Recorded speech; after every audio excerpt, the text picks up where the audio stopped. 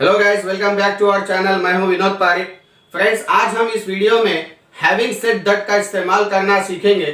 क्या होता है ये हैविंग सेड दैट, इस वीडियो में हम सीखेंगे। लेकिन उसके पहले अगर आपने अभी तक मेरे चैनल को सब्सक्राइब नहीं किया है तो इसे जरूर सब्सक्राइब करें। अगर ये वीडियो आपको पसंद आती है तो इसे लाइक और शेयर जरूर करें। ठीक है फ्रेंड्स, तो चलिए शुरू करते हैं हमारा वीडियो।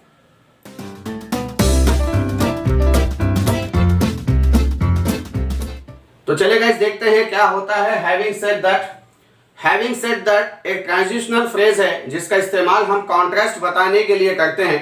फ्रेंड्स, वैसे तो इंग्लिश में बहुत सारे वर्ड्स हैं जो कॉन्ट्रास्ट को बताते हैं, जैसे in spite of, even though, however, nevertheless. लेकिन आज हम इस वीडियो में हैविंग सेड दैट के इस्तेमाल को सीखेंगे फ्रेंड्स। ठीक है, हैविंग सेड दैट का हिंदी में मीनिंग होता है के बावजूद भी या फिर भी। फ्रेंड्स, हम कई बार इस तरह के सेंटेंस बोलते हैं जिसमें के बावजूद भी या फिर भी जैसे शब्दों का इस्तेमाल करते हैं। ठीक है फ्रेंड्स, तो चलिए इसके रूल को समझते हैं और एग्जांपल्स के जरिए सीखने की कोशिश करते हैं।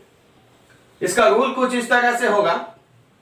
सबसे पहले आपको सेंटेंस बोलना पड़ेगा, वह सेंटेंस जो दूसरे सेंटेंस का कॉन्ट्रास्ट होगा। ठीक है, पहले आपको सेंटेंस बोलना पड़ेगा, उसके बाद में हैविंग सेड दैट, फिर उसके बाद में दूसरा सेंटेंस। जैसे एग्जाम्पल यहां पे दिया गया है, यह गाड़ी बहुत महंगी है, यह पहला सेंटेंस है।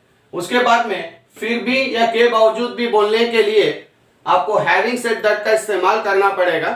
उसके बाद में मैं इसे खरीदूंगा, यह आपका दूसरा सेंटेंस है।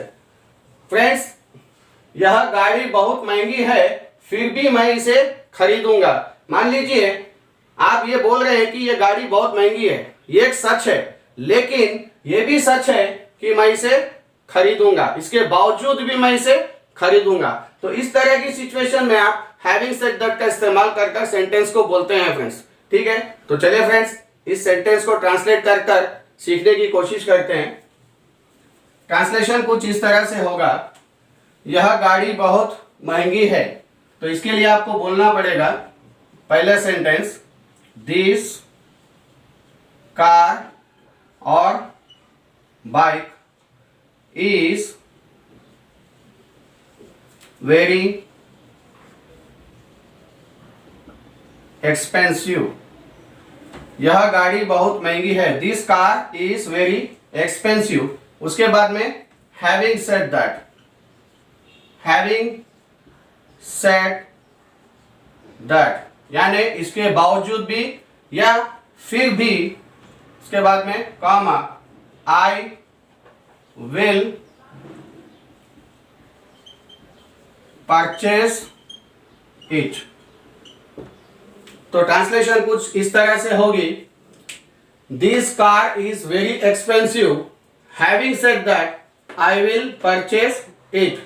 तो फ्रेंड्स, यहां पे आप दो सेंटेंस को कॉन्ट्रास्ट बताने के लिए हैविंग सेड दैट का इस्तेमाल कर रहे हैं। जैसे आप पहले सेंटेंस में बोल रहे हैं कि ये कार बहुत महंगी है, लेकिन इसका कॉन्ट्रास्ट अपोजिट वर्ड फिर भी मैं खरीदूंगा, ये बताने के लिए हैविंग सेड दैट का इस्तेमाल किया गया है फ्रेंड्स। ठीक है, चलिए कुछ और एग्जांपल्स हैं उनको सीखने की कोशिश करते हैं।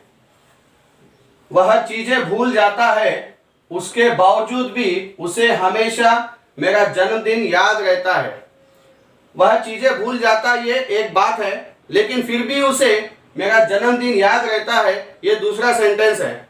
तो इसकी ट्रांसलेशन कुछ इस तरह से होगी, वह चीजें भूल जाता है, he forgets things, having said that he always remembers my birthday। ठीक है फ्रेंड्स, नेक्स्ट एग्जांपल देखते हैं। मैं बहुत मेहनत करता हूं, फिर भी मैं अच्छे से इंग्लिश नहीं बोल पा रहा हूं।